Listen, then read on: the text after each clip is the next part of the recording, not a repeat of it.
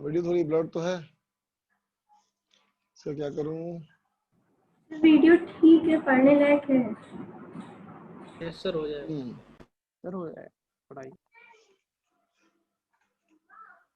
तुम कैसे पढ़ रहे हो, मोबाइल पे कि लैपटॉप पे? सर लैपटॉप पर। लैपटॉप मोबाइल पे।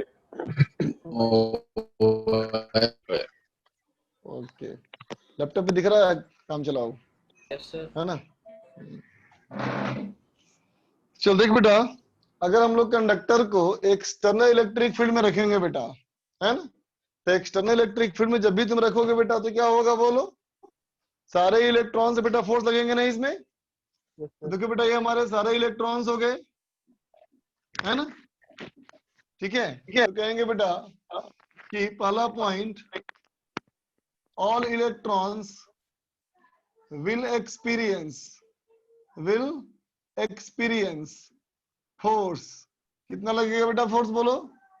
F vector equal to E into E vector, बोलो बेटा, है ना? Yes sir. इलेक्ट्रॉन का चार्ज हमारा नेगेटिव है ना बेटा, बोल।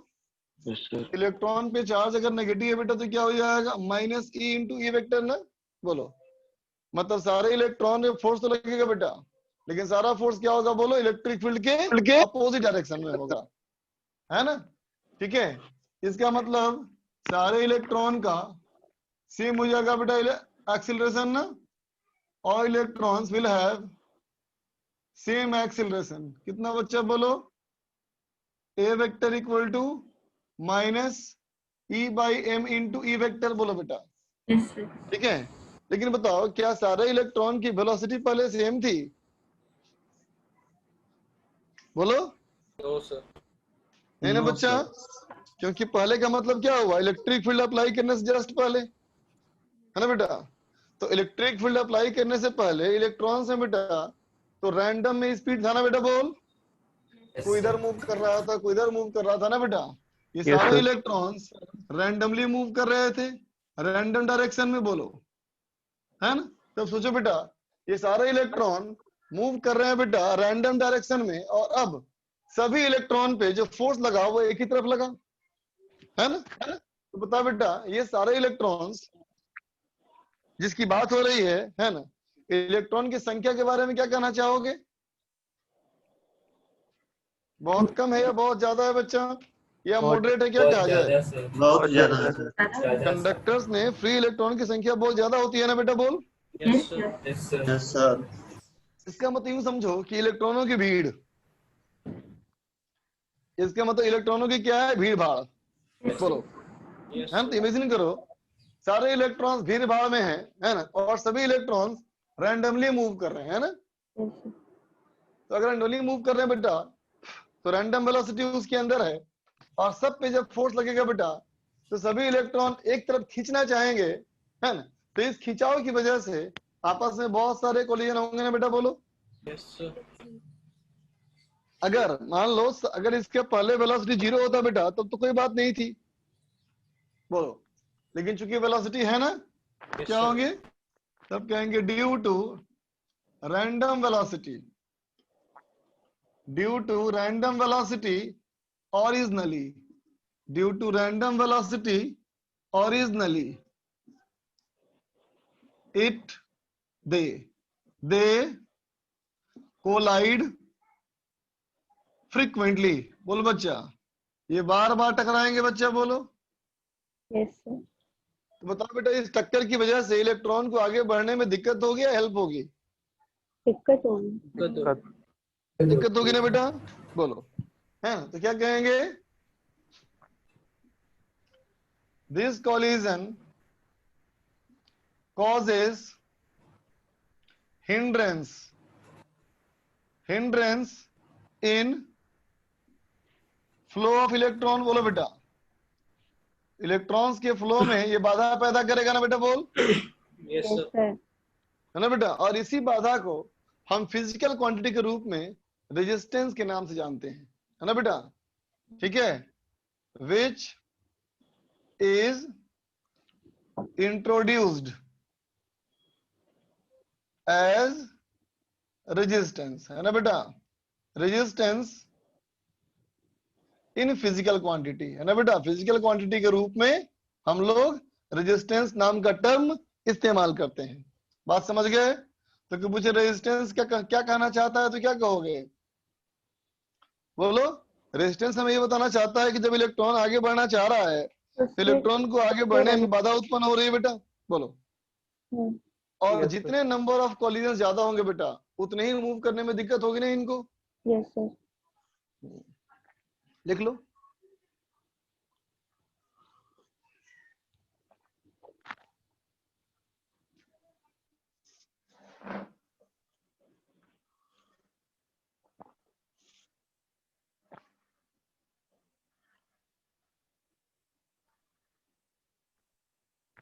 सर ये जो फोर्स होगा वो इलेक्ट्रिक फील्ड की डायरेक्शन में लगेगा,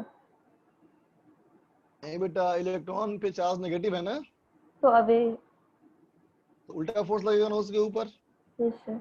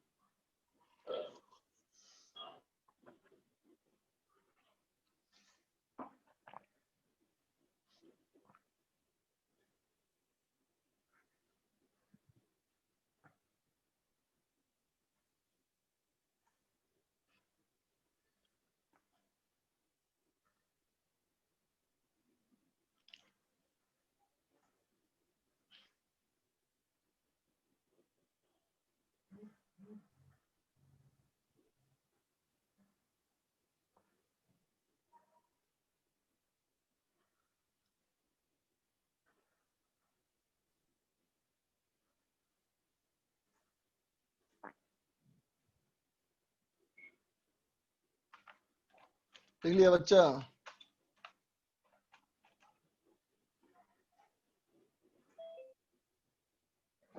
1 मिनट और सर मैं लिख लो।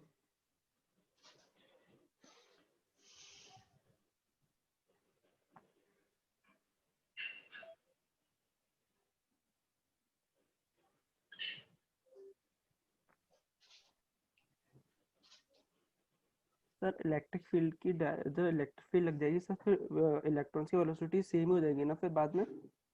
फिर से बोलो। सर जब हम इलेक्ट्रिक फील्ड अप्लाई करेंगे तो फिर जो उसके ना फ्री इलेक्ट्रॉन्स हैं उनकी वेलोसिटी तो सेम हो जाएगी ना बाद में। क्यों बच्चा? सबका एक्सेलरेशन अगर सेम हो गया तो फिर। बस बताओ, तुम सोचो, मान लो अगर 4 पत्थर हवा में फेंको ना बेटा, और यस सर। चारों को फेंको तुम अलग अलग एंगल पे, ठीक है बच्चा? सब यस में सर। तो एक्सेलरेशन जी है ना, हाँ। तो बताओ क्या कभी उनकी वेलोसिटी होगी पैरेलल? No sir. कभी नहीं हो सकती ना बेटा। अब देखा जाए बेटा, तो देखो बेटा, मान लिया जाए, अगर कहूं मैं फॉर ए पार्टिकुलर इलेक्ट्रॉन, है ना बेटा, किसी पार्टिकुलर इलेक्ट्रॉन की बात करें, है ना बेटा, तो कहेंगे बेटा वी ith, मतलब किसी हम ith पार्टिकल की बात कर रहे हैं, ठीक है बेटा, ith इलेक्ट्रॉन की बात कर रहे हैं, 10वां 20वां या 50वां, जो कहना चाहो इसको, है ना बेटा।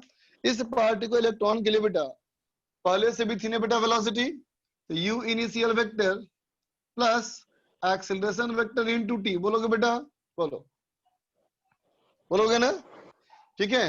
तो बताओ बेटा, कुछ समय के बाद ये कितना डिस्टेंस कवर कर लेगा इलेक्ट्रॉन? तो कहेंगे you I T vector plus half a vector into T square. बोलो बेटा, इतना कवर करेगा ना? बोलो। क्योंकि हमें पता है बेटा कि पहले जब रैंडम वेलोसिटी थी बेटा, है ना, तो यू वेक्टर का मतलब यहाँ पे क्या है, कोई बताओ? यू वेक्टर का मतलब क्या है बेटा? यहाँ random velocity. Electric field apply करने से पहले वाली वेलोसिटी, है ना बेटा। इसका मतलब क्या है, ये रैंडम वेलोसिटी है ना। तो सोचो बेटा, अगर ये रैंडम वेलोसिटी है ना, ठीक, तो क्या पहले यू सबका सेम था बेटा? No sir. नहीं नहीं बेटा, No, sir. फाइनल वेलोसिटी भी सेम नहीं हो सकती, तो क्या होंगी, बार बार टक्कर होंगी, है ना। जब बार बार टक्कर होंगी बेटा, तो हम लोगों ने यहाँ एक टर्म डिफाइन किया और कहा मीन फ्री पाथ, ठीक है, मीन फ्री पाथ लिख दिया इसको एल। तो मीन फ्री पाथ क्या है बेटा, तो ये हमारा है एवरेज, यूं कहो डिस्टेंस, ये है बच्चा distance travelled by a free electron, है बेटा, किसी एक फ्री इलेक्ट्रॉन के द्वारा डिस्टेंस ट्रेवल्ड, फ्री इलेक्ट्रॉन है ना बेटा, बिटवीन टू कंसिक्यूटिव कॉलिजन, है ना बच्चा, दो लगातार टक्कर जब करेगा ना बेटा इलेक्ट्रॉन, उस इलेक्ट्रॉन के दो लगातार टक्कर के बीच में जितनी वो दूरी तय करेगा उसी को हम क्या बोलेंगे बेटा, बोलो, मीन फ्री पाथ, ठीक है। चलो अब एक टर्म डिफाइन किया बेटा, रिलैक्सेशन टाइम, रिलैक्सेशन टाइम या कहते हैं इसको एवरेज रिलैक्सेशन टाइम, ठीक है बच्चा। ये क्या होगा, फिर कहेंगे बेटा टाइम इंटरवल, अच्छा छूट गया यहाँ पे, ऑन एन एवरेज, है ना, सारे इलेक्ट्रॉन के दो टक्कर के बीच में, है ना बेटा, जो डिस्टेंस ट्रेवल कर रहा है वो सारे इलेक्ट्रॉन के लिए एवरेज। जैसे इमेजिन करो कि मान लो किसी पहले इलेक्ट्रॉन की बात करते हो, तो S1 कितना लिखोगे, U1T plus half A1T square, बोल बेटा, कहने कहोगे, है ना बेटा, दूसरा क्या बोलोगे S2, तीसरा बोलोगे S3, चौथा बोलोगे S4, है ना। इस तरह से सारे इलेक्ट्रॉन का डिस्प्लेसमेंट निकाल लो बेटा, है ना, और अब सारे इलेक्ट्रॉन के डिस्प्लेसमेंट का एवरेज करोगे तो क्या आएगा, मीन फ्री पाथ, ठीक है। सारे इलेक्ट्रॉन को एक ही टाइम लगेगा किसी भी दो टक्कर के बीच? नहीं, अभी डिफाइन करने वाले हैं तुरंत, आपने टी कहा था ना, इसलिए हमें लगा T1 T2 मान लो उसको अभी, हाँ, ठीक है बच्चा। अब कहते हैं क्या है, रिलैक्सेशन टाइमर क्या है, तो कहेंगे टाइम इंटरवल, ये बच्चा time interval between two successive collision of electrons, समझे बच्चा, ये भी है हमारा ऑन एन एवरेज, समझे बात।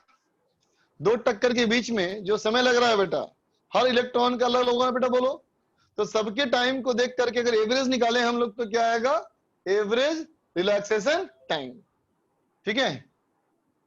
अब देखो, अब डिफाइन कर रहे हैं बेटा हम लोग ड्रिफ्ट वेलोसिटी, ठीक है, ये हमारा क्या है बेटा, VD, ठीक, ये क्या हमारा है, तो कहेंगे it is average velocity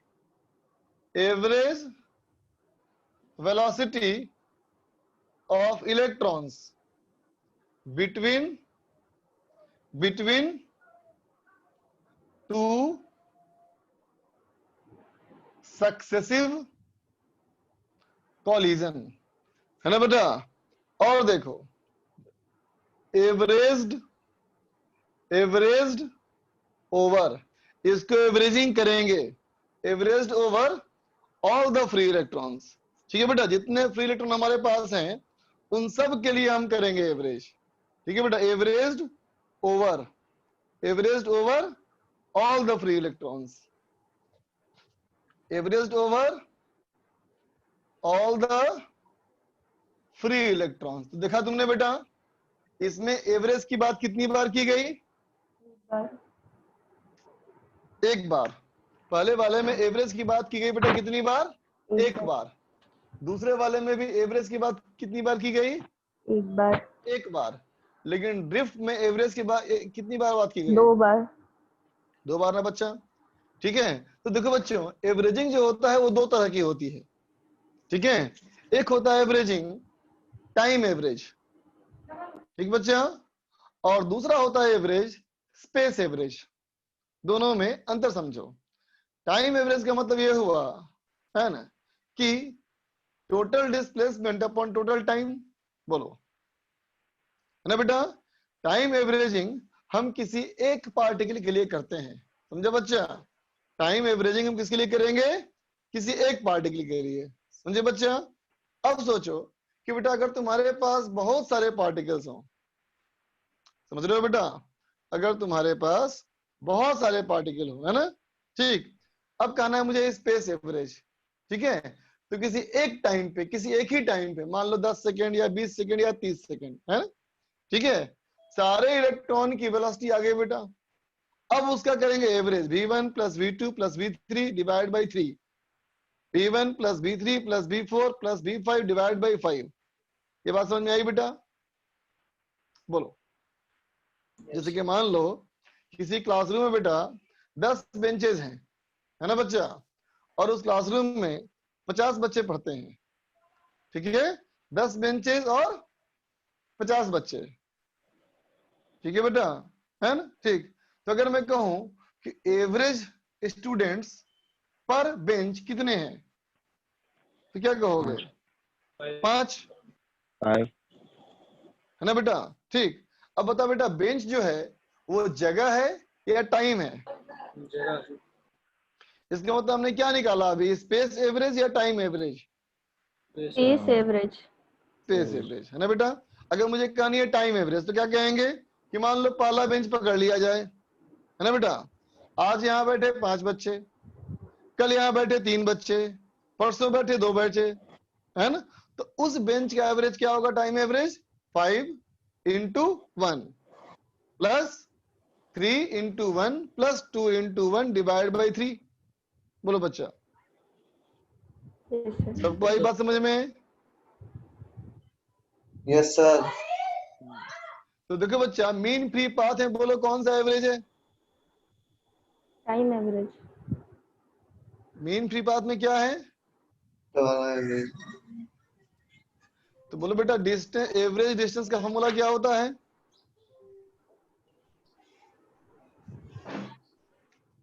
average distance का कोई फॉर्मूला होता है बच्चा? नहीं, नहीं ना? बोलो। नहीं होता। ठीक है, ये कौन सा एवरेज है?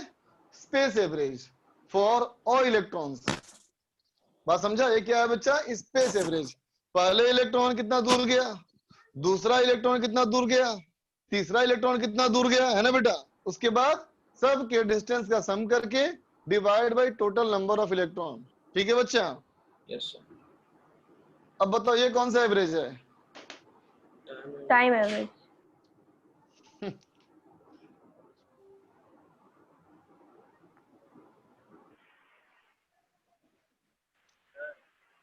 देखो बच्चा, एवरेज टाइम का, है ना बेटा, स्पेस में कोई फॉर्मूला कैसे होगा? सॉरी, एवरेज टाइम का तुम टाइम के रेस्पेक्ट में कैसे करोगे? बताओ तो मुझे, कभी तुम टाइम का एवरेज टाइम के रेस्पेक्ट में कर सकते हो? ये पॉसिबल है? बोलो, सोचो, खुद सोच के देखो बेटा। एवरेज वेलोसिटी का फॉर्मूला अगर तुम्हें टाइम के रेस्पेक्ट में करना हो तो क्या वो वेलोसिटी के फॉर्म में होगा?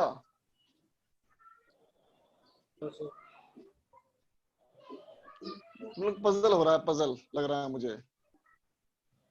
सर हाँ आवाज आ रही है आपको? हाँ, अरे ये बोलो। सर टाइम एवरेज में ऐसा कह सकते हैं हम हमेशा सिर्फ एक ही चीज की बात करते हैं और स्पेस में जनरली सबके लिए आ गया, तो इसमें कई सारे इलेक्ट्रॉन से तो तीनों स्पेस है। एक्सेलरेशन के फॉर्म में होगा। जैसे मान ले बच्चा, टाइम एवरेज मतलब अगर कोई चीज समय के साथ वैरी कर रही हो, है ना बेटा, तो उस समय के साथ का जो एवरेज होगा वो बोलेंगे टाइम एवरेज, है ना?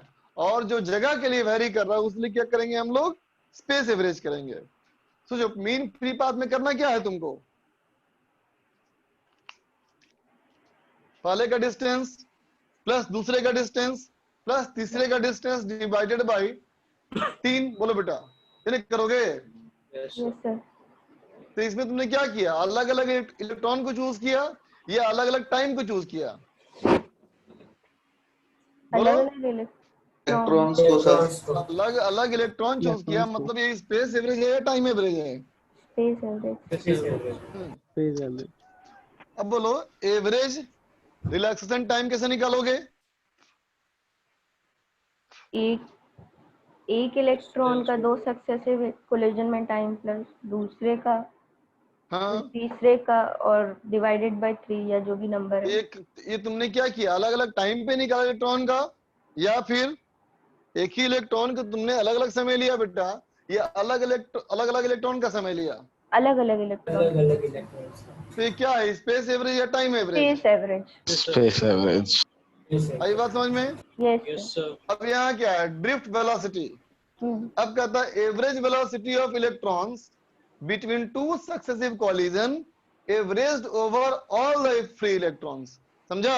क्या करना है, पहले मुझे एवरेज वेलोसिटी ऑफ इलेक्ट्रॉन निकालना है ना बेटा? तो क्या कहेंगे, डिस्प्लेसमेंट अपॉन टाइम। बोलो बेटा, yes yes sir. Sir. Displacement upon time. Time. बोलो, है ना? यस अब क्या सर। कहोगे इसके बाद, एक इलेक्ट्रॉन का निकाला, फिर फिर- दूसरे का निकाला, फिर तीसरे का निकाला, फिर चौथे का निकाला। बोलो बेटा, यस यस सर। सर। है ना? इसके बाद क्या करेंगे, सबको डिवाइड Number of करेंगे electrons. जितने नंबर है। फिर सब का निकाल के सबको जोड़ देंगे और फिर divided by total number of electron कर लेंगे। बोलो बच्चा, यस यस सर। सर। अब बात समझ में आई?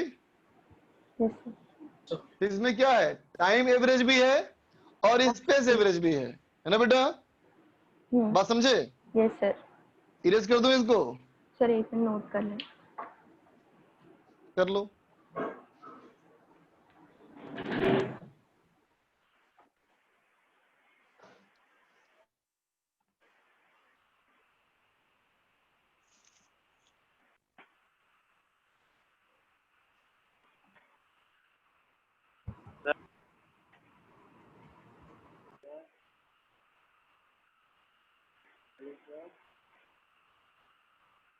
सर आवाज आ रही है सर? हेलो सेकंड चलेगा।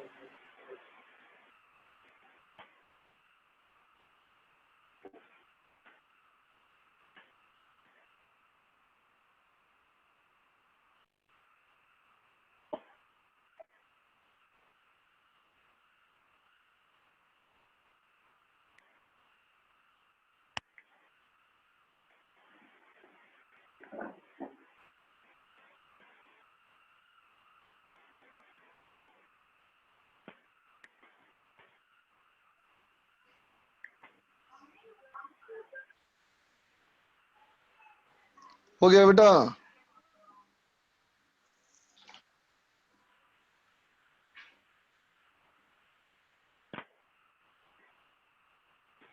सर। देख लिया? सर सर हाँ आवाज बोलो। आ रही है? तो सर सर मैं मीन फ्री पाथ हाँ, है आ रही है, बोलो। जिसमें जो डिस्टेंस हाँ ट्रेवल्ड निकाल रहे हैं, एक इलेक्ट्रॉन दूसरे का तीसरे का, फिर उनका मीन कर रहे हैं हाँ, सर। तो ये जो वो मीन एक फ्री पाथ हो collision जाएगा के बेटा। तो जो एक कोलिजन के बीच में डिस्टेंस ट्रेवल करेगा वो हर बार सेम थोड़ी होगा। जैसे एक इलेक्ट्रॉन कई बार हर कोलाइड बार करेगा हाँ, तो अब उसका जो बिल्कुल सही बात। बीच में collision जो डिस्टेंस इलेक्ट्रॉन की संख्या कितनी है बेटा? n मान ली। इलेक्ट्रॉन की संख्या कितनी कहोगे? इनफाइनाइट। बोल बेटा, है ना? हाँ हाँ और समझ में आ रही है? Yes, electron sir. संख्या बेटा इनफाइनाइट है, तो मान लो पहले का अगर 2 सेंटीमीटर है, ठीक है ना? तो सर और दूसरे का 3 सेंटीमीटर की सेंटीमीटर है, चौथे का 4 सेंटीमीटर है, सुनो, पांचवे का 5 सेंटीमीटर, ऐसे रैंडमली है ना बेटा? ठीक। अब सोचो, जब पहली बार टक्कर हुई तो ये था डिस्ट्रीब्यूशन, अगली बार टक्कर होगी तो हो सकता है 2 सेंटीमीटर किसी और का होगा, क्योंकि हमारे पास सैंपल स्पेस बहुत ज्यादा है ना। ठीक है सर। ठीक है, ठीक है। अब देख बच्चा, इरेज कर रहा हूं।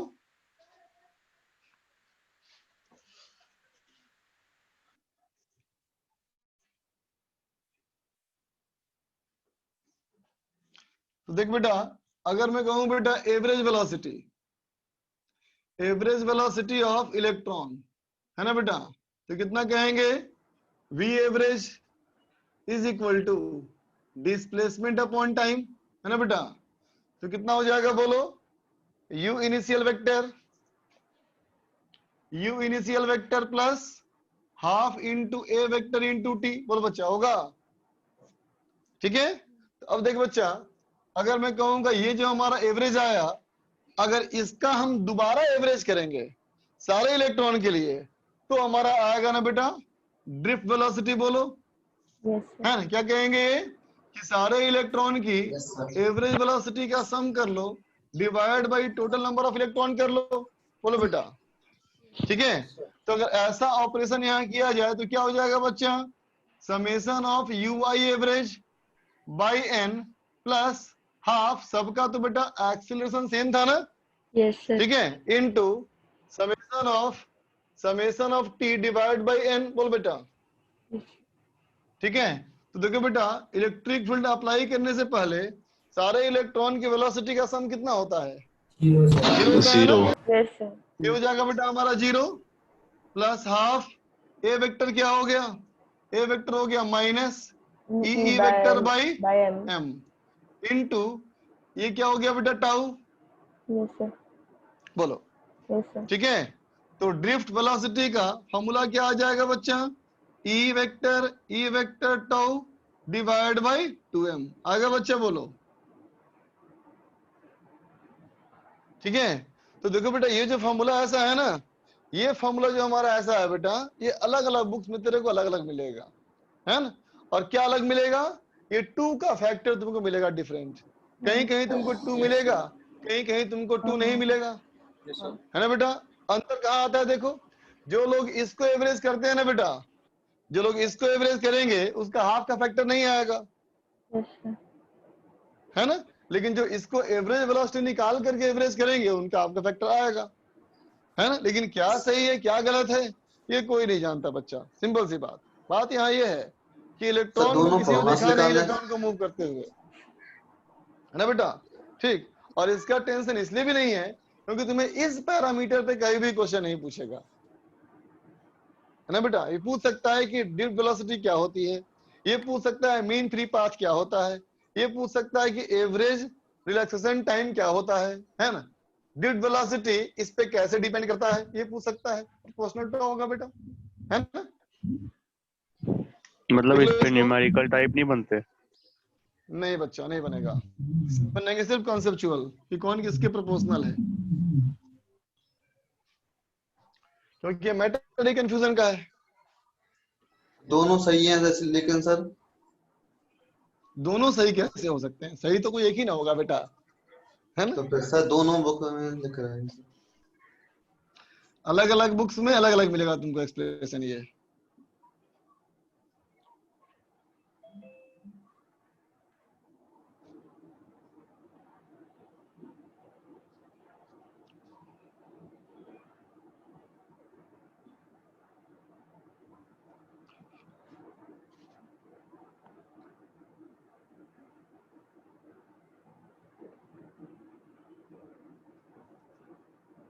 जल्दी लिखो बच्चा।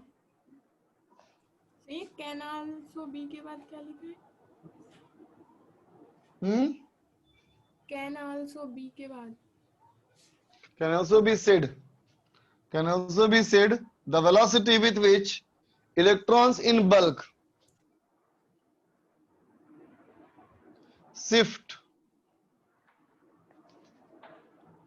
shift in opposite to electric field। समझो बेटा, जो ड्रिफ्ट की वेलोसिटी है उसको ऐसा भी कहा जा सकता है बेटा कि वो वेलोसिटी है जिस वेलोसिटी से इलेक्ट्रॉन की भीड़ एक तरफ शिफ्ट हो रही है। बोलो बेटा, है ये इलेक्ट्रॉन इलेक्ट्रिक फील्ड जब ऐसे लगेगा तो सारे इलेक्ट्रॉन पीछे लगेंगे बेटा, फोर्स ना, है ना।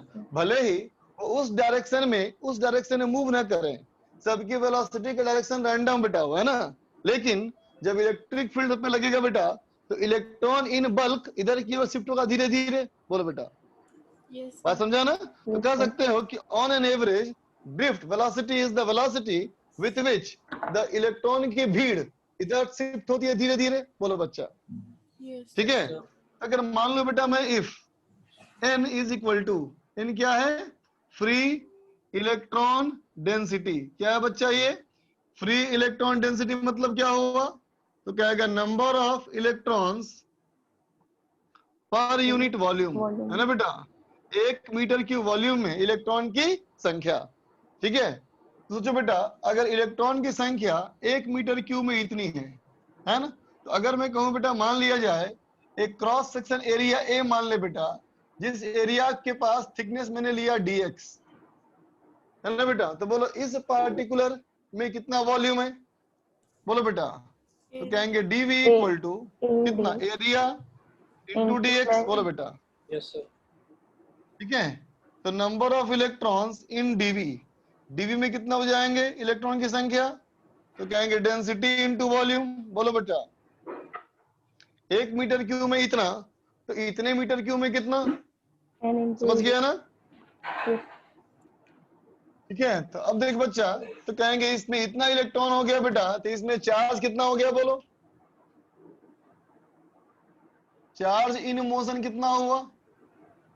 इसे मल्टीप्लाई कर dq इक्वल टू इलेक्ट्रॉन की संख्या n adx इंटू इलेक्ट्रॉन का चार्ज। बोलो बेटा, होगा? ठीक है, तो देखो बेटा, करंट क्या हो जाएगा then? I is equal to dq by dt, तो NAE into dx upon dt। बोलो बेटा, यस सर। है ना? और देखो यही dx बाई dt क्या हो गया बेटा? यही ना हो गया vd? Yes sir. क्या कहा था हमने? इसी वेलोसिटी से इलेक्ट्रॉन्स की भीड़ एक तरफ शिफ्ट होती है बेटा।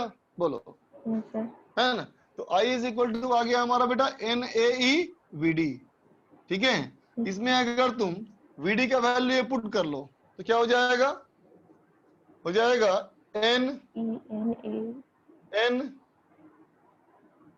NAE into EE tau by 2m। बोलो बेटा, बोल सकते हैं ना? ठीक है, अभी हम E को वेक्टर के फॉर्म में रिप्रेजेंट नहीं कर सकते। क्यों नहीं कर सकते? क्योंकि हम जानते हैं करंट हमारा स्केलर है बेटा, है ना? और ऐसी समस्या आने वाली है, ये हम बात पहले से जानते थे बेटा, इसलिए हम लोगों ने पहले से ही डिफाइन कर लिया था एक टर्म। क्या डिफाइन कर लिया था? बोलो, डेंसिटी। करंट डेंसिटी, है ना बेटा? करंट डेंसिटी J के बारे में क्या कहा तुमने? I बाई I एरिया ना upon बेटा? A। इसका फॉर्मूला क्या था? Basic formula I upon A। इसको अगर देखो तो करंट डेंसिटी क्या हो जाएगा? ये हो जाएगा बेटा N E square tau divide by 2m। बोलो बेटा, ई रह गया सर, और E साथ रह में गया क्या सर, आएगा? ई रह गया। Electric electric field. आएगा ना बेटा? अब तुम वेक्टर इस्तेमाल कर सकते हो, क्योंकि जे हम जानते हैं बेटा वेक्टर है, तो वेक्टर इस्तेमाल करेंगे तो जो माइनस साइन था उसको भी लेके चलेंगे बेटा फिर तो हम लोग। बोलो, उनका जो है सर। है ना बच्चा? Yes sir. ठीक है, अच्छा 1 मिनट रुक जाओ, 1 मिनट रुक जाओ। माइनस क्यों लगाया बताओ? इलेक्ट्रॉन है।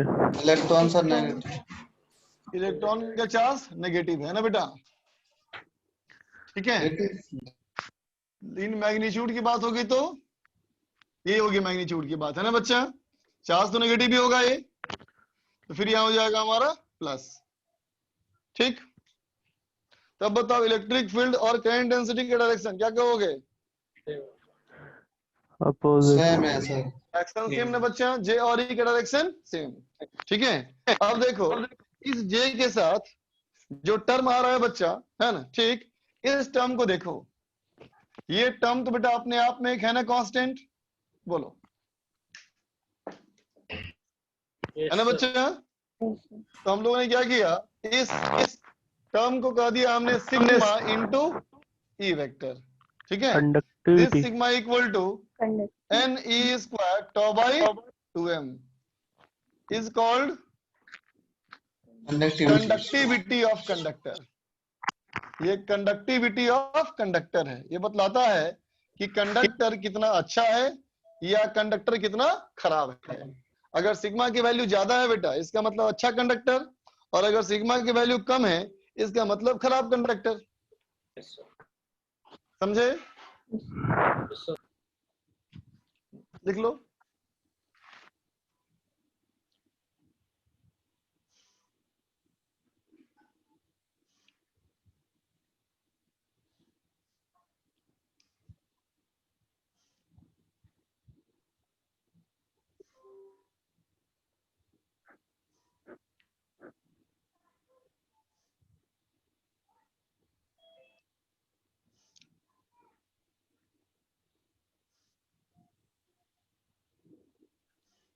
सर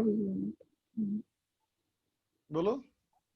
सॉरी सर, वो माइक ऑन हो गया था तो लिख रहे थे। कोई बात नहीं।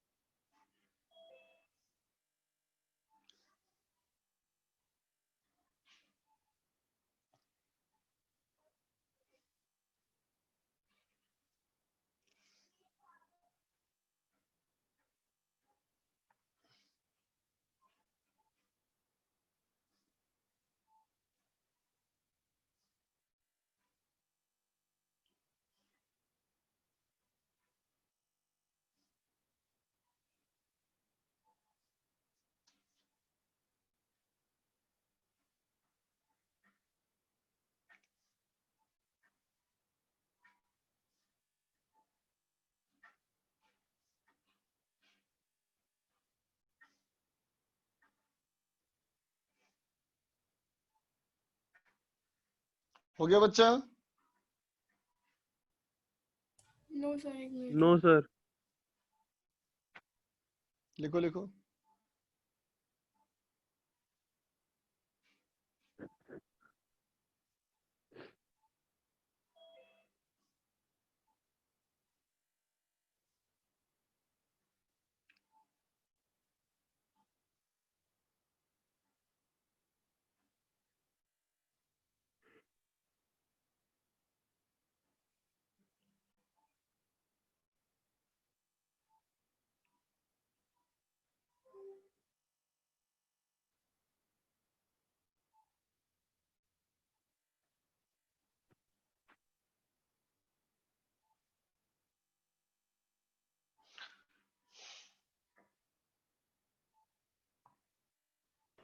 Yes, हो गया? yes, sir. तो देख बेटा, सिग्मा हमारा हुआ कंडक्टिविटी, है ना बच्चा? सिग्मा अगर ज्यादा है इसका मतलब अच्छा कंडक्टर है, ठीक है। अब हम लोगों ने इसका एक उल्टा टर्म भी डिफाइन किया। उल्टा टर्म क्या डिफाइन किया? रेजिस्टिविटी, है ना बेटा? इसको सिंबल दिया हम लोगों ने रो, ठीक है। और कहा रो इक्वल टू 1/सिग्मा, रो इक्वल टू 1/सिग्मा। तो देखो बेटा, रो यहाँ पे क्या हो जाएगा हमारा, सिग्मा को उल्टा कर लो तो क्या हो जाएगा 2m divided by n e square tau, है ना बेटा? हालांकि इसमें तो दिख ही रहा होगा बेटा, e और 2m जो है, e स्क्वायर और 2m ये तो यूनिवर्सल है ना बेटा, कांस्टेंट। बोलो e स्क्वायर बाई 2m, तो बेटा यूनिवर्सल है ना कांस्टेंट। बोलो e हमारा है बेटा इलेक्ट्रॉन का चार्ज और m बेटा इलेक्ट्रॉन का मास। e square by 2m is a universal constant. इसका मतलब बेटा n और टॉ जो है यही हमारा डिपेंड करता है कंडक्टर टू कंडक्टर। बोलो बेटा, है ना? तो कहेंगे n into toe is conductor dependent, है ना बेटा? कि ये कॉपर का है या एल्यूमिनियम का है, बोलो बच्चा, है ना? और इन्हीं की वजह से हमारा कहो तो रेजिस्टिविटी या कंडक्टिविटी अलग अलग मटेरियल का अलग अलग होता है, ठीक है बच्चा? ओके बताओ, n क्या लिखा था बेटा हमने? n क्या था बेटा? Electron number of free electron density, है ना बेटा? Yes sir. Yes, मतलब sir. एक फिक्स वॉल्यूम में, 1 मीटर क्यूब के वॉल्यूम में इलेक्ट्रॉनों की संख्या, है ना? Yes, sir. इसका मतलब बेटा n हमें ये बताना चाहता है कि इलेक्ट्रॉनों की भीड़ कैसी है। Yes sir. बोलो n क्या बताना चाहता है? इलेक्ट्रॉनों की भीड़ भाड़, है ना बेटा? और टॉ क्या है बताओ? रिलैक्सेशन टाइम, रिलैक्सेशन टाइम, है ना बच्चा? तो अब बताओ ये टाइम जो है ये कौन सा टाइम था? दो ये कॉलिजन के बीच का टाइम स्ट्रक्चर बेटा बोल। के Yes, बीच sir. का टाइम। यस ठीक, तो बताओ भीड़ भाड़ में और आपस में टक्कर के समय में कोई संबंध है या नहीं है? है सर। है। Yes, sir. Yes, sir. भीड़-भाड़ ज़्यादा है होने बच्चा? समय कम भीड़ होगा। Yes, sir. बिल्कुल सही बात। इसका मतलब दोनों चीज भी क्या है बेटा आपस में डिपेंडेंट है ना? ये दोनों भी आपस में डिपेंडेंट है बेटा, इंडिपेंडेंट तो नहीं है ना? जिसका एन ज्यादा होगा उसका टॉ कम होगा बेटा बोलो, Yes, sir. है ना? और जिसका एन कम होगा उसका टॉ ज्यादा होगा, ज़्यादा होगा। है ना बेटा? मतलब ये हम कह सकते हैं, है ना? ठीक, एक रफ आइडिया बोल सकते हैं बेटा कि अगर एन हमारा डिक्रीज करेगा तो टॉ डाउन इंक्रीज करेगा बोलो। यस लेकिन ये नहीं बोलना कि n प्रोपोर्शनल टू 1/τ, ये गलत हो जाएगा, समझा? क्योंकि अगर तुमने ऐसा बोल दिया बेटा तो इसका मतलब क्या हो गया बताओ, कि इसका प्रोडक्ट हो गया कांस्टेंट। बोलो, इसका मतलब फिर हो जाएगा वो हर एक कंडक्टर के लिए कांस्टेंट। लेकिन ऐसा होता है क्या? नहीं होता। Oh, Oh, sir. sir. n बच्चा। ठीक, तो अब देखो इसको इस्तेमाल किए बेटा यहाँ पे, अब क्या बन गया बोलो, J equal to 1/ρ into E, है ना बेटा? या बोलते बेटा इसको electric field vector equal to ρ into J vector, बोलो बेटा, हो सकते हैं ना? बोलो, यस सर। Yes, sir. ठीक है। अब चलो माना जाए जो कंडक्टर था बेटा हमारा, उस कंडक्टर के लिए इस इलेक्ट्रिक फील्ड को बोल सकते हैं क्या, dv अपॉन dx। बोलो बेटा, बोलो बोलो, v हमारा क्या है? v हमारा बेटा पोटेंशियल है ना? यस तो जानते हैं ना हम लोग इलेक्ट्रिक फील्ड का मैग्नीट्यूड dv अपॉन dx होगा बेटा, Yes, sir. होगा। और रो इंटू जे हम बोल सकते हैं बेटा आई बाई एरिया, बोलो, Yes, sir. Yes sir. ठीक है ना? तो dv इक्वल टू क्या हो जाएगा बेटा बोल, ये हो जाएगा rho into dx by area into I, बोल बेटा, यस सर। बोल सकते हैं ना बच्चा हम लोग? Yes sir. Yes, sir. Yes, sir. ठीक है। अच्छा, तो देखो बेटा in case of uniform conductor, अगर तुम कहते हो बेटा in case of uniform conductor, मान लो एक हमारा कंडक्टर वैसा जो यूनिफॉर्म हो, इसका मतलब इसका क्रॉस सेक्शन एरिया हर जगह एक जैसा हो, बोलो बच्चा, इसके क्रॉस सेक्शन एरिया बेटा हर जगह एक जैसा हो, ठीक है? और ये पूरा मटेरियल जो हमारा हो बेटा, ये मटेरियल भी पूरा एक जैसा हो, है ना? और इसके बीच में, इन दो पॉइंट के बीच में जो पोटेंशियल डिफरेंस आ रहा हो बच्चा, ये पोटेंशियल डिफरेंस हमारा v हो, है ना? तो फिर इसको इंटीग्रेट करोगे तो क्या बन जाएगा बोलो, v is equal to rho L by A into I, बोलो बच्चा, बन जाएगा ना? यस तो sir. v is equal to R into I बनेगा बेटा, ठीक है? And this R equal to क्या है बोलो, रो एल बाई ए, है ना बच्चा? और अगर तुम कभी एलिमेंट्री रेजिस्टेंस की बात करनी हो तो डी आर के लिए यहां से देखोगे, क्या बोलोगे, rho into D x by ए, है ना बेटा? ठीक है, क्यों बोले dx क्या है तो क्या बोलोगे, elementary length in the direction of current, है ना बेटा? जिस डायरेक्शन में करंट जा रहा हो उस डायरेक्शन में dx की लंबाई, बोलो बेटा, यही है ना? ये है ना बेटा? और जितने एरिया को करंट क्रॉस करके पार किया वो हमारा क्या हो गया बचा, बोलो, ये हमारा हो गया एरिया ए। बात समझ गए बेटा यहां तक, है ना? यही हमारा क्या कहलाता है बोलो, Ohms. Ohm's ohms law. Law कहलाता है ना बेटा? हालांकि इसको भी कहते हैं बेटा हम लोग ओम्स लॉ, ये भी हमारा कहा जाता है कभी कभी ओम्स लॉ, लिख लो।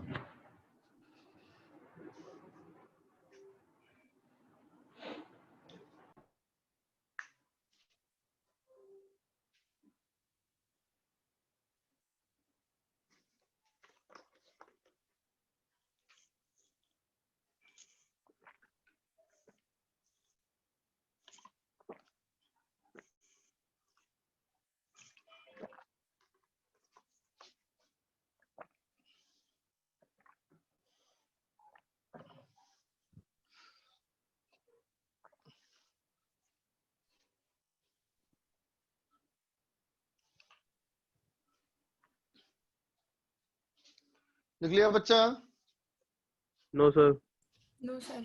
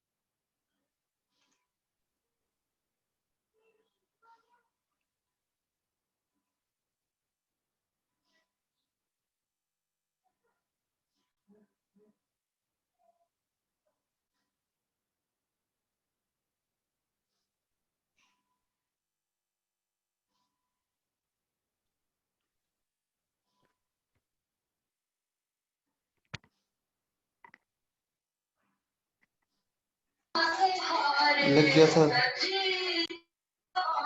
लिख लिया?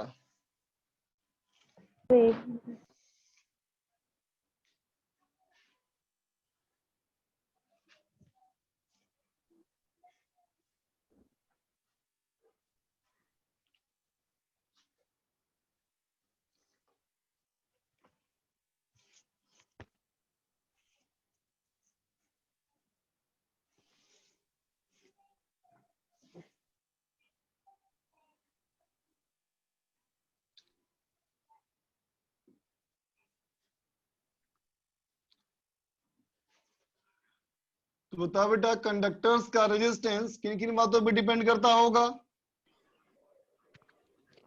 एक तो बेटा मटेरियल पे, बोलो कि वो कॉपर का है या एल्युमिनियम का है, बोलो बच्चा। ठीक है। लेंथ पे। और दूसरा किसे बेटा बोलो?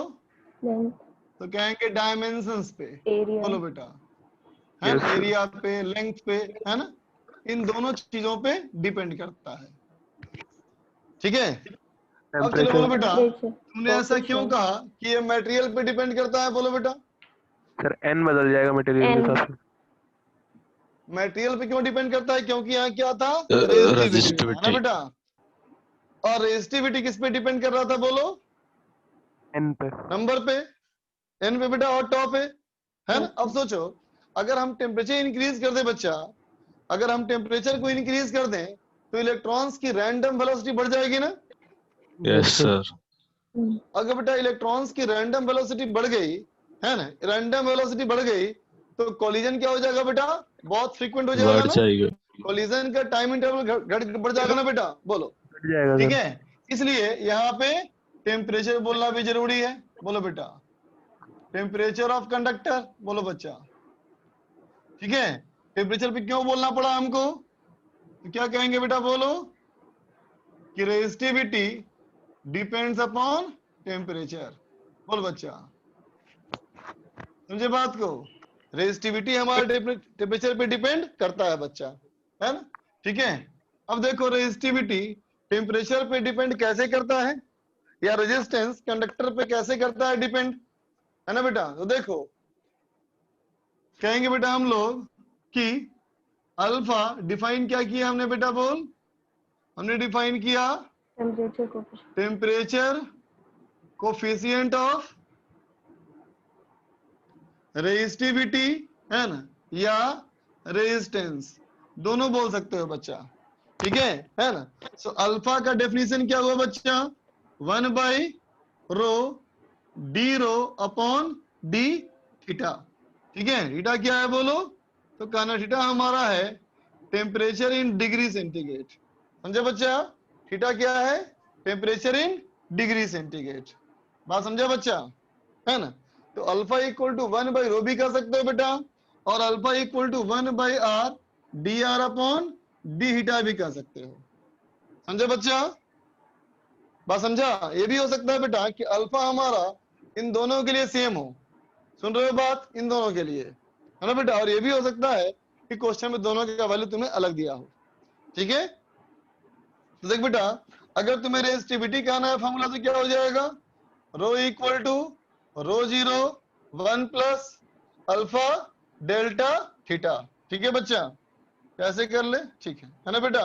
और r इक्वल टू कितना बोलोगे, r zero 1 plus alpha delta theta.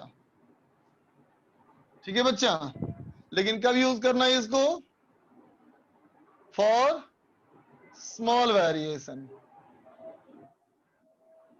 ठीक है बच्चा, नहीं तो फिर यही फॉर्मूला हमारा एप्लीकेबल होगा। सर क्लियर, अल्फा के फॉर्मूला में वो पी है, रो है बच्चा, rho. D rho by d theta. हाँ, रो रेजिस्टिविटी है।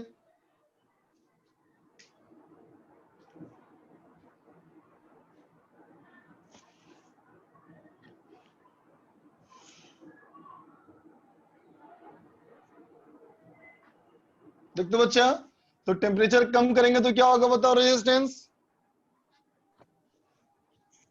टेम्परेचर कम करोगे तो रेजिस्टेंस क्या होगा, घटेगा ना बेटा, बोल, बढ़ जाएगा। Yes, sir. घटेगा ना, बोलो, है ना। तो क्या लिखोगे, एट वेरी लो टेम्परेचर, जब टेम्परेचर क्या हो बेटा, बहुत छोटा हो, है ना, तो लिखेंगे रेजिस्टेंस ऑफ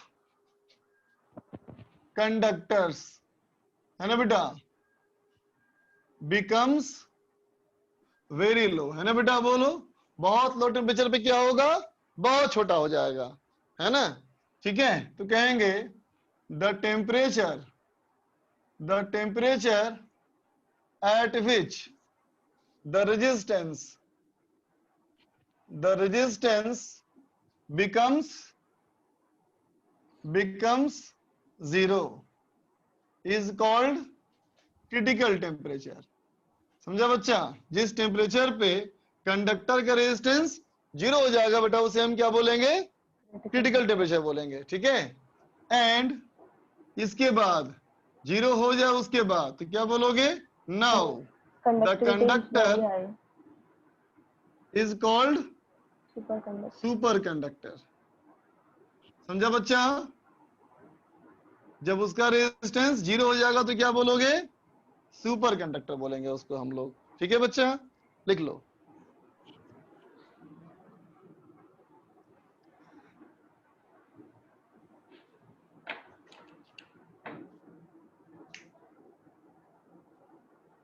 अब करें बेटा होमवर्क डिस्कशन।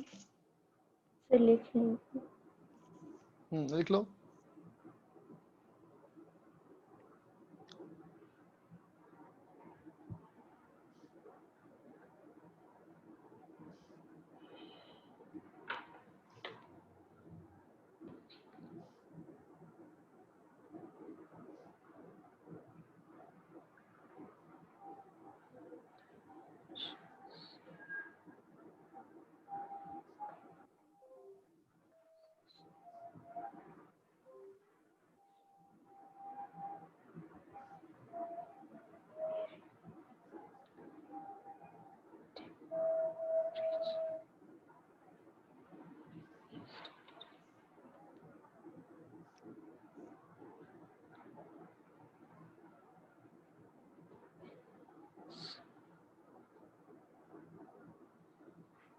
सर बोलो बोलो।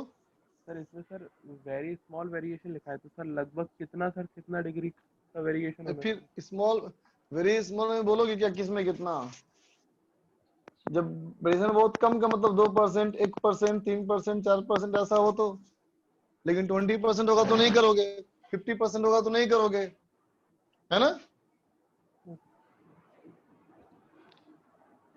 जैसे कि मान लो अगर 2% का वेरिएशन है ना, और अगर तुम स्मॉल लेके चल दिए बेटा और एक्चुअल निकाले, है ना, तो एरर कम आएगा, है ना। लेकिन अगर तुम वेरिएशन बहुत ज्यादा है और तब तुमने मान लिया उसको स्मॉल, तो एरर बहुत ज्यादा आएगा बेटा, बोल। Yes. रेजिस्टेंस का बेटा ऐसे बनाया जाता है सिंबल ना, कहीं ऐसा मिलेगा कहीं ऐसा मिलेगा।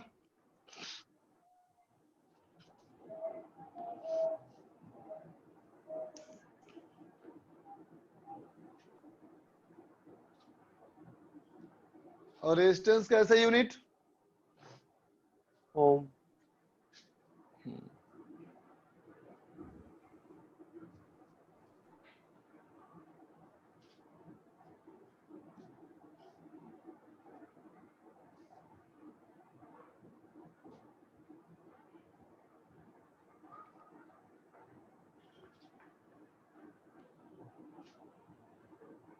इलेक्ट्रो में क्या दिया हुआ था बेटा होमवर्क? एक्सरसाइज 3 बोलो। एक्सरसाइज 3 पार्ट 1 कंप्लीट करना है। एक्सरसाइज 3 पार्ट 1 कंप्लीट करना था हम लोग। कहाँ तक कर चुके थे उसमें? 15 तक। 15 तक कर चुके थे, ठीक।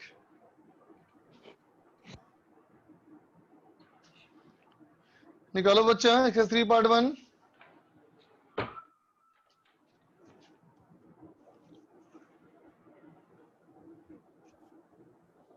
No.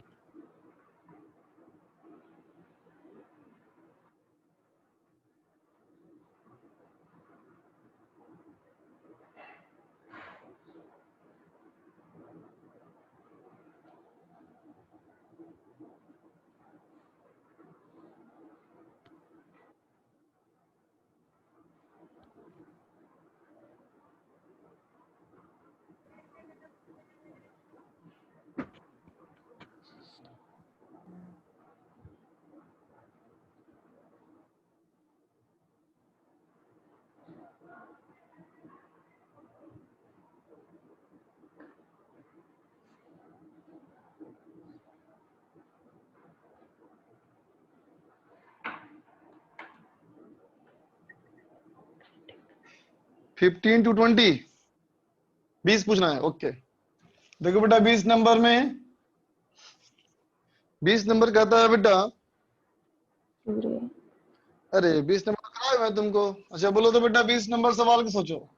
मान लो एक ऐसा बेटा नन कंडक्टर स्फीयर हो, है ना बेटा, और इसके अंदर ऐसा एक कैविटी हो, है ना, जिसमें सेंटर से सेंटर की दूरी ए हो। तो बोलो बेटा इसके अंदर इलेक्ट्रिक फील्ड का फॉर्मूला क्या बताया था? Rho A by 3 epsilon rho A by 3 epsilon naught, है ना। और तुम देख के बताओ इस फार्मूले को क्या इस बात से फर्क पड़ता है बेटा कि ये कितना बड़ा स्फीयर है? नहीं नहीं नहीं सर। बोलो बेटा नहीं फर्क पड़ता है ना। इसको फर्क पड़ता है कि ये कितना बड़ा रेडियस है? नहीं नहीं नहीं नहीं। बोलो नहीं ना बेटा। अब समझो कैविटी को बेटा हम लोगों ने कैसे किया था इंट्रोड्यूस। कैविटी का मतलब ये हुआ कि Minus- जितना वहां पॉजिटिव चार्ज का डेंसिटी है उतना ही नेगेटिव का डेंसिटी है। बोलो यस सर। है ना। इसका मतलब ये है कि पूरा ये पॉजिटिव चार्ज है और कैविटी के साइज का एक नेगेटिव चार्ज है ना। और ये पॉजिटिव नेगेटिव के साइज पे डिपेंड नहीं कर रहा, है ना। तो पॉजिटिव नेगेटिव के साइज पे डिपेंड नहीं कर रहा है तो क्यों ना इसको ऐसे मान लिया जाए। क्या फर्क पड़ता है इससे बताओ? फर्क पड़ता है क्या? नहीं सर। और समझ में आ गया? क्या बोलेंगे? कैविटी ये बन वाला जाएगा। एरिया क्या हो गया बेटा? कैविटी बन जाएगा ना। अब यस यस सर। तो यहाँ इलेक्ट्रिक फील्ड क्या होगा? तो कहेंगे रो ए बाई 3 एप्सिलॉन नॉट, है ना बेटा। तो आंसर क्या होगा बोलो इसका? ऑप्शन नंबर ए गलत ना बेटा, बी गलत, सी सही और डी भी सही। समझ गए? सेम डायरेक्शन में और सेम मैग्नीट्यूड। आगे बोलो बच्चा 25 तक। 22। 22 क्वेश्चन नंबर 22 देखो बच्चा 22 क्या कहता है? Let E1 R, E2 R, E3 R be the respective electric field at distance R from a point charge, an infinitely long wire, and constant linear density lambda, and infinite plane with surface density sigma. अगर कहता सबका electric field same है बेटा, है ना, तो क्या होगा? क्या दिक्कत बेटा इसमें? सबके इलेक्ट्रिक फील्ड का फॉर्मूला लिख दो। बोलो और फिर इसको है ना? इक्वेट कर देना है ना। और फिर इसको इक्वल कर दो। सिंपल है बच्चा। आगे पूछो 25 तक कोई और? 24 25 तक में 24 an infinitely long uniform line charge distribution of charge per unit length lambda lies parallel to y-axis in the opposite plane z equal to √3/2 if the magnitude of flux of the electric field through the rectangular surface ABCD lying in the XY plane with the center of the origin is lambda L by n epsilon naught, है ना? तो क्या होगा flux? देखो तो बच्चा, सवाल कहता है सवाल नंबर 24 में कि मान ले बच्चा एक इनफाइनाइट लाइन चार्ज है, एक इनफाइनाइट लाइन चार्ज बच्चा, और इस इनफाइनाइट लाइन चार्ज के चार्ज की डेंसिटी है लैम्डा कूलम पर मीटर, है ना? अब देखो बेटा, इस लाइन के अगर वर्टिकली नीचे, सीधे वर्टिकली नीचे, है ना, एक लाइन ऐसा सोचो पहले, ठीक है? और अब देखो इस लाइन को इस्तेमाल करता हुआ क्या बनाओ? रेक्टेंगल, ऐसे कि ये लाइन उसका बाइसेक्टर हो, ठीक है बच्चा? तो ये लाइन अगर बाइसेक्टर होगा बेटा उसका, तो रेक्टेंगल कैसे बनेगा? देखो,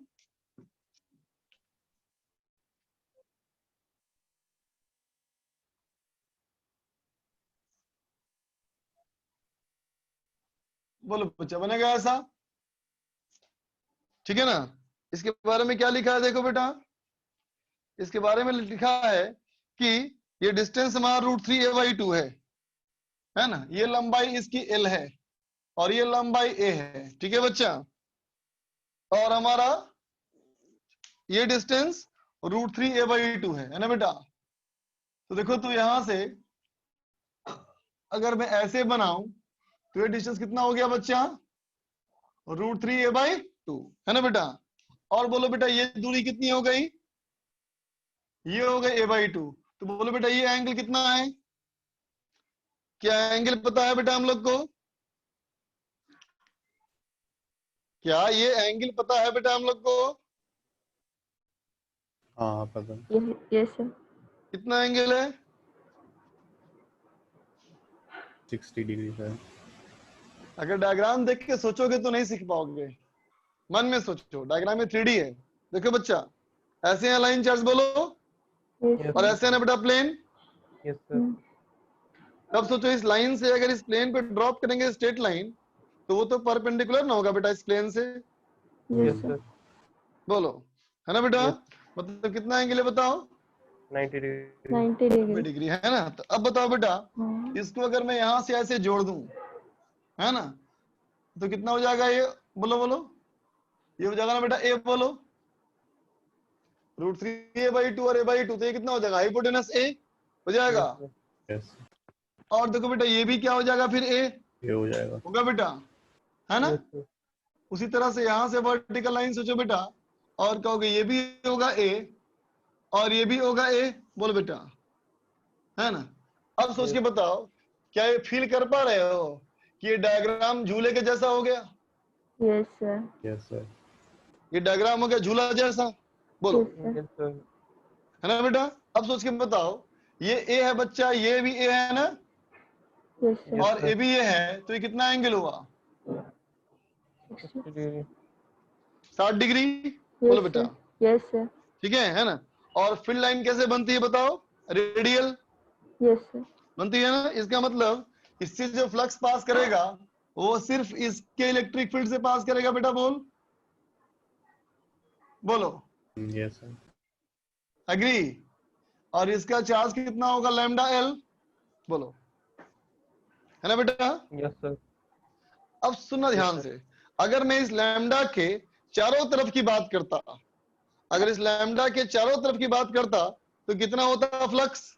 lambda L by epsilon. Lambda L by epsilon होता ना बेटा, बोलो। यस अब सोचो, ये इसके चारों तरफ का मतलब कितना एंगल हो गया? 360 डिग्री। फुल सर्किल 360, तो 360 डिग्री एंगल में कितना फ्लक्स बेटा? Lambda L by epsilon. अब मुझे बताओ, ये 60 डिग्री एंगल, ये 60 डिग्री का एंगल, ये 60 डिग्री का एंगल, है ना बेटा? ये 360 का कितना हिस्सा है? एक छठा। इसका मतलब कितना हो गया flux? Lambda L by 6। Lambda L by 6। आगे बात समझ में? Yes sir. मतलब इस क्वेश्चन में कोई मैथमेटिक्स नहीं है, इसमें क्या सिर्फ और सिर्फ बैटरी। इमेजिनेशन, बस। आगे चलो। 30 वाले का थर्ड और फोर्थ में क्या मैचिंग होगी? 30 वाले का थर्ड और फोर्थ में क्या मैचिंग होगा? सर 28 वाले पहले बता दीजिए। तो 28 देख लें, ठीक है बच्चा? वही मेरा भी 29 पे। हाँ ठीक है, 28, 29, 30। कृपया और बुकिंग ना करें। 20 या 9 पे छोटी सी चीज पूछनी है। 28 देख ले बच्चा। An infinitely long thin conducting wire is placed in the z-axis and carries a uniformly line charge density lambda। ठीक है बच्चा, ठीक है। देखो तो ये हमारा हो गया बेटा लाइन चार्ज, है ना। इस पे charge lambda coulomb per metre. अब कहता है बच्चा कि it possesses a thin non conducting spherical shell. ये बच्चा एक non conducting spherical cell.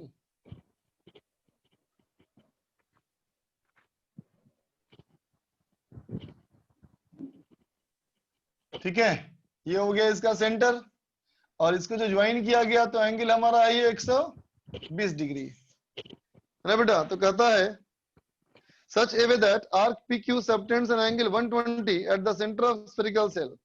The permittivity of free space हमारा बेटा ऑप्शन नॉट। तो देखते बच्चा, अगर ये रेडियस r है और ये रेडियस r है, तो यहाँ से यहाँ की लंबाई कितनी हो गई बेटा? √3। बोलो बोलो, r√3 होगा ना बेटा। Yes sir. पहला कहता है इलेक्ट्रिक फ्लक्स, तो निकल गया बेटा, बोलो। यस सर, सही है ना, √3r। Charge enclosed Yes, sir. lambda into r√3 by epsilon naught। Yes, sir. B, Z component of electric field is 0 at all point। ये तो पता ही हम लोग को है। Yes, sir. बोलो बेटा, इनफाइनाइट लाइन चार्ज पे electric field parallel to wire 0 होता है बेटा। Yes sir. Electric flux through the shell is, तो अगर ए गलत है, ए की बात मैंने मान ली, तो सी की बात मना करनी पड़ेगी ना हमको। Electric field is normal to the shell at all point, गलत ना बेटा। ऐसे ऐसे फील्ड ना होगा बेटा, बोलो तो। Yes, sir. क्या है नॉर्मल? No. नहीं ना।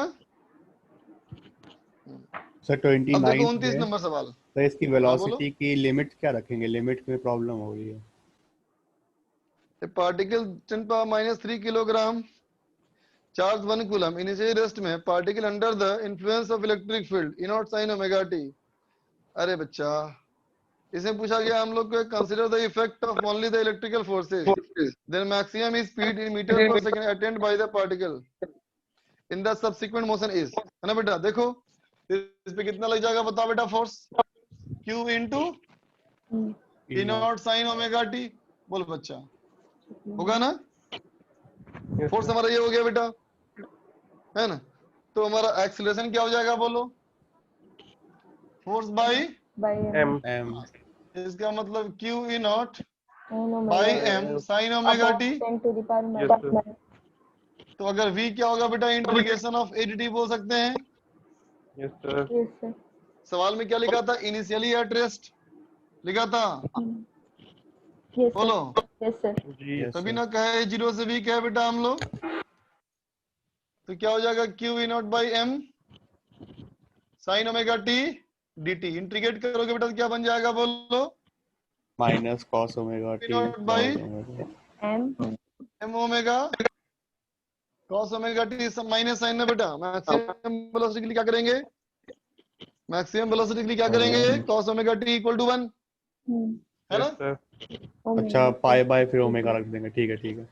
अब चलो 30 नंबर में आ जाए बेटा। 30 में क्या बोला था, बोलो। तो फोर्थ वाले का किससे मैच होगा?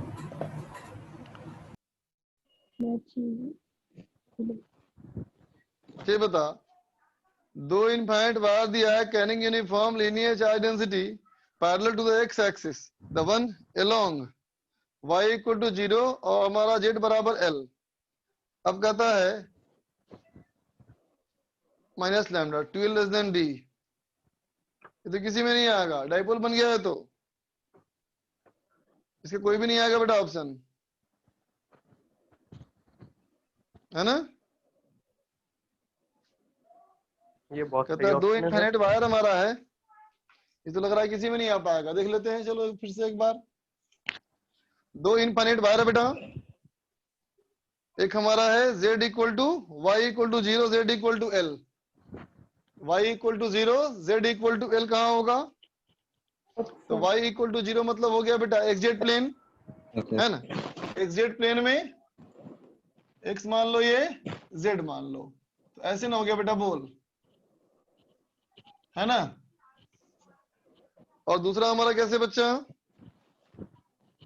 माइनस एल, तो ऐसे हो गया बेटा, बोल, ये डेंसिटी प्लस लैम्डा, ये डेंसिटी माइनस लैम्डा। अब कहता है 2l less than much much less than d, d हमारा क्या है, डिस्टेंस है बेटा, ये 2l दूरी हो गया बेटा ना, तो फील्ड कहाँ निकालना हम लोग को है, d कहाँ है, 0 0 d, 0 0 d ना बेटा, तो 0 0 d कैसे हो गया, ऐसे ना आ जाएगा, बोलो कहीं, बोलो बच्चा, है ना। तो देख बेटा, यूज समझ इसको, ये तो हमारा ऐसे बना बेटा एक डाइपोल, बोलो, तो ऐसे बनाना पड़ेगा एक डाइपोल, और यहाँ पे एलिमेंट्री लेकर के बोलो, इसका फिर लिखोगे बेटा फील्ड, और फिर उसका करोगे माइनस इन्फिनिटी से प्लस इन्फिनिटी इंटीग्रेट, इसके कोई भी नहीं आएगा बेटा इन सब में। अच्छा, पार्ट 2 हो गया डिस्कस, यस सर, पार्ट 2 पहले हो गया। पार्ट 2 हो गया था पहले। और क्या था होमवर्क, ग्रेविटेशन में था, क्या दिया था, पार्ट 2 एक्सरसाइज 1 कंप्लीट है। Exercise 1 complete. अच्छा, पार्ट 1 हो गया था डिस्कस, सर उसमें डाउट ही नहीं था। डाउट ही नहीं था, ओके। तो आ जाओ एक्सरसाइज 1 पार्ट 2 में, ग्रेविटेशन में 1 पार्ट 2 का सेक्शन ए में कोई डाउट, सेक्शन बी में कोई डाउट, A2 में A2 A2 में डाउट है, A2 में डाउट है, कहता है 3 particles P Q R are placed as per given, है ना बेटा, masses P Q R are √3m and m, P Q R तो बेटा नीचे है ना, question number A2, P Q R तो बेटा नीचे है, इसमें हमारा ऐसे, ये है P, ये है Q, ये है R, इससे ऊपर √3d, अच्छा ये था √3m, ये था √3m, और ये है बेटा m। A3 बता रहे हैं क्या आप? A3 है सर ये तो। अच्छा वो तो A3 है, सॉरी A2 तो पूछो ना मुझसे। Yes sir A2। देख बच्चा A2 हमारा है एक बीम बैलेंस, सर A2 में कुछ इक्विलिब्रियम का है, बीम बैलेंस ना, ऐसे है ना इसमें डायग्राम। तो देखो बेटा यहाँ 2 मास रखे हुए हैं, है ना, तो देख बेटा अगर जमीन से अलग अलग हाइट पे है बेटा, तो इस पे ग्रेविटेशनल फोर्स की वैल्यू अलग ना हो जाएगी, बोलो, यहाँ mg1 या mg2 ना बेटा, बोलो out of g1 and g2 कौन बड़ा होगा, G2, जो अर्थ के ज्यादा पास है उसका g बड़ा होगा ना बेटा, तो बोलेंगे इसके वजह से ऐसे टॉर्क, इसके वजह से ऐसे टॉर्क, सवाल ये पूछा गया है नेट टॉर्क की वैल्यू, तो कर देंगे ना बेटा m of g2 minus g1, बोलो बच्चा, ठीक है। और g का वैल्यू हाइट पे कैसे डिपेंड करता है, g0 1 minus 2h by r, बोलो बच्चा, यस सर, होता है ना। तो इसको अगर पुट कर लोगे तो क्या हो जाएगा, m g0 of 2 of h1 minus h2 by r, बोलो बेटा, ठीक है। आगे पूछो, इंटू एल छूट गया, ये तो फोर्स ना हो गया, टॉर्क तो क्या होगा बेटा, L/2 लगेगा ना इसमें, लेंथ से मल्टीप्लाई, L/2 और इंटू 2 दोनों के लिए L/2 होगा टॉर्क खाली, बस तो L/2 हो जाएगा यहाँ बेटा, ठीक है। आगे पूछो, और सेक्शन बी में नहीं है सर, सेक्शन सी में, section D, no, section E, part 3 भी दिया था, यस सर पूरा कंप्लीट ही था, पूरा कंप्लीट था सर। डाउट है इसमें कुछ, डाउट है इसमें कुछ नहीं सर, नहीं है, तो फिर चलो अब नेक्स्ट क्लास का होमवर्क, अच्छा इलेक्ट्रो कंप्यूट हो गया बेटा हम लोग का नाम, यस सर, यस सर, ठीक है। तो ग्रेविटेशन का दे दे रहा हूँ होमवर्क आगे, देखो तो एक्सरसाइज 2 पार्ट 1 में कितना क्वेश्चन है? 16। 16। तो एक्सरसाइज 2 पार्ट 1 कंप्लीट कर लेना ग्रेविटेशन में, है ना। और डीपीपी कहां तक कर चुके थे तुम? 17 हो गए। 17 तो 18 कर लेना बेटा, ठीक है। चलो फिर इतना ही आज के लिए, बाय। Bye sir.